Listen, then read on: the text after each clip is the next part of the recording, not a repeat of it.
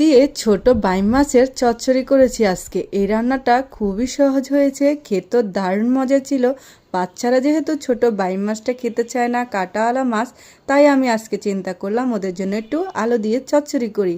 পেঁয়াজটাকে ভাজা ভাজা করে নিয়েছি, এবার একটু রসুন বাটা দিয়ে আবার একটু কিছুক্ষণ নাড়াচাড়া দিব। আর কিছু পরিমাণ আলু দিব। আলু দিলে বাচ্চারা একটু খেতে পছন্দ করে, তাই আজকে আলু দিয়েই মাছটা চচ্চড়ি করব। এবার কিছু টমেটো কুচি দিব। এবার একটু নাড়াচাড়া দিয়ে আমার মশলাগুলো দিয়ে দিব, লবণ, জিরা, মরিচ, হলুদ, এগুলো সবগুলো একসাথে দিয়ে দিব। এবার প্লেটে থাকা যে হলুদ মরিচ একটু লেগে আছে ওইটা ধুয়ে একটু পানি দিয়ে দিব। আর এই পানিতে আমি কষাবো।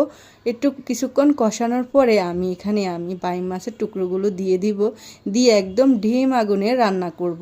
এই মাছের চচ্চড়িটা এভাবে রান্না করলে খেতে কিন্তু দারুণ মজা হয়। এবার উপর থেকে কিছু ধনেপাতা কুচি দিয়ে দিব। খেতে দারুণ মজা হয়েছে, সুস্বাদু।